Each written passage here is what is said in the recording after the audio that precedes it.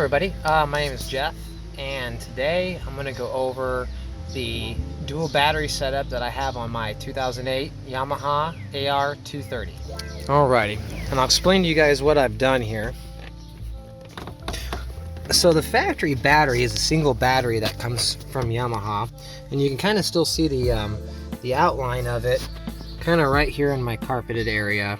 Yeah, right here. This is where the factory battery was. I plan on adding ballast bags, and also kind of want to be able to use this whole back compartment too as well.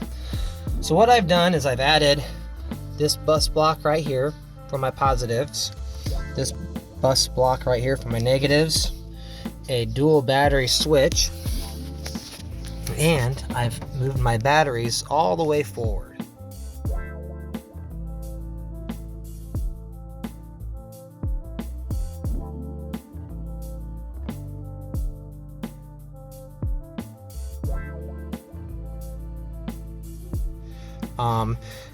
These batteries can all be serviced and pulled out. It is kind of it's not really a pain in the butt, it's just awkward to get a heavy battery back in there. But this has been a fantastic setup. It's going to be maybe not super hard to tell, but both of these batteries are angled a little bit. So this battery right here is kind of angled a slight bit towards that side, and that one's angled that way.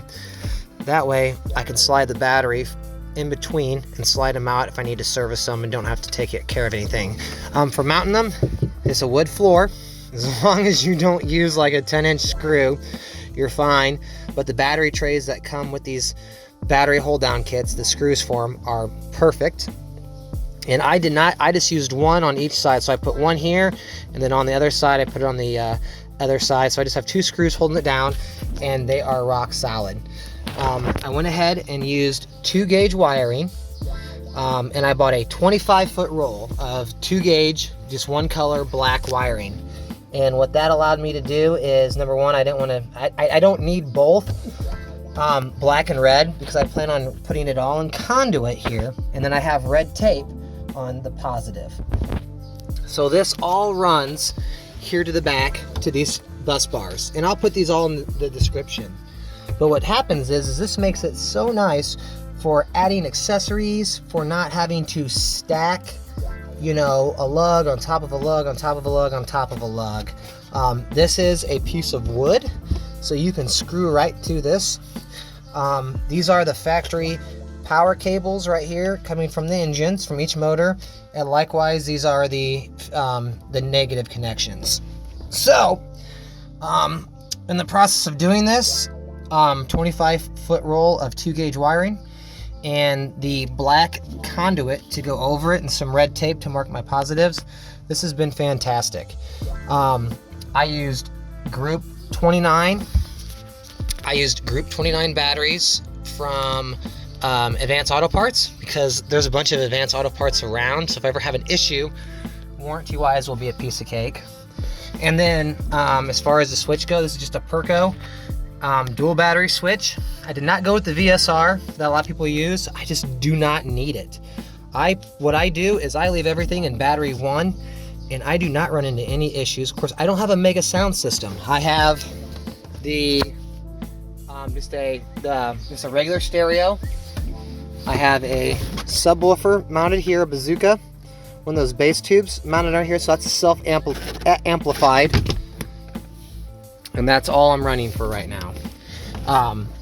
But I just wanted to show everybody my setup, just show you how nice and clean it is. And then I had these covers off on purpose here, but they come with these covers and a couple of cap screws, and there you go. And I have the same for the negative too as well. Like I said, I leave this in battery 1 all the time, and if I was to ever run this battery down from leaving the stereo on too long, I can just go from 1 to battery 2, and now I have a fully charged battery that I keep just topped off.